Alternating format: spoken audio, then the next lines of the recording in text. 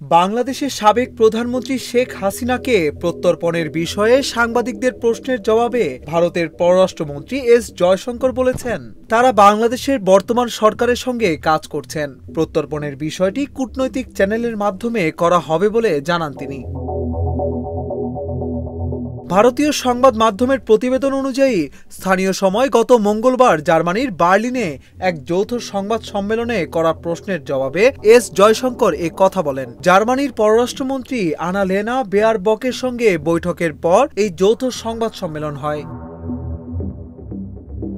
সংবাদ সম্মেলনে ভারতের পররাষ্ট্রমন্ত্রীর কাছে প্রশ্ন করা হয়, বাংলাদেশের ক্ষমতাচ্যুত প্রধানমন্ত্রী শেখ হাসিনাকে নিজ দেশে প্রত্যর্পণ করা হবে কিনা। বাংলাদেশের কর্তৃপক্ষ সাবেক প্রধানমন্ত্রী শেখ হাসিনার প্রত্যর্পণ চাইবে বলে জানিয়েছে। এমন অনুরোধ কি বিবেচনা করবে ভারত?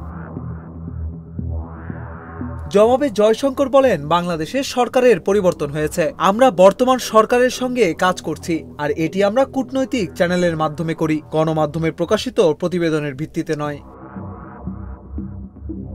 ছাত্র জনতার আন্দোলনের মুখে গত ৫ আগস্ট প্রধানমন্ত্রীর পদ থেকে পদত্যাগ করে ভারতে পালিয়ে যান শেখ হাসিনা। ১ মাসের বেশি সময় ধরে ভারতে অবস্থান করছেন তিনি। বাংলাদেশের সাবেক এই প্রধানমন্ত্রীকে দেশে এনে বিচারের মুখোমুখি করা হবে বলে অন্তর্বর্তীকালীন সরকারের পক্ষ থেকে জানানো হয়েছে।